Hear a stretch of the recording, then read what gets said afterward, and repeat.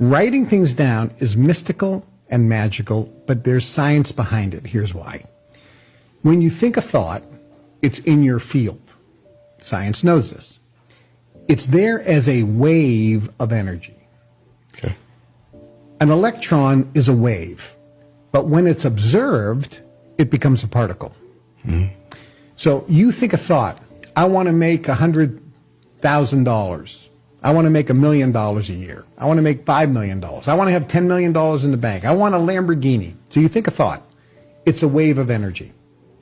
When you look at it and see a picture of it, it stops being a wave and becomes a particle because you've observed it. Okay. And then when you write it down on a piece of paper, ideally white paper with a pen with blue ink because there's energy in the color contrast to the brain, you transfer what's in the ether into the physical universe. Here's the analogy. If you look up in the sky and you see some clouds and you go, oh, it's an eagle. Within a second, the eagle's gone because the clouds move. Yeah. When you think a thought, oh, I want a Lamborghini, it's gone, just like the cloud.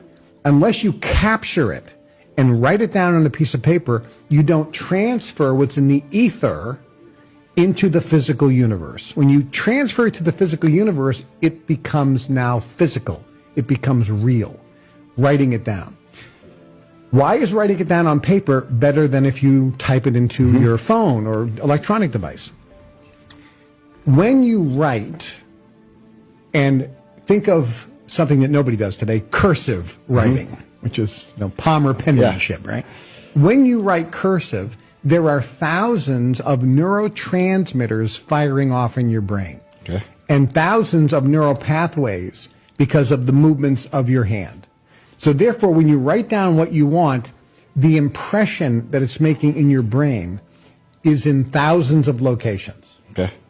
When you type, there are less than 24. Really? Yeah, because there's only 24 movements. Interesting. And if you use your thumbs and do this, there's 2. It's even less.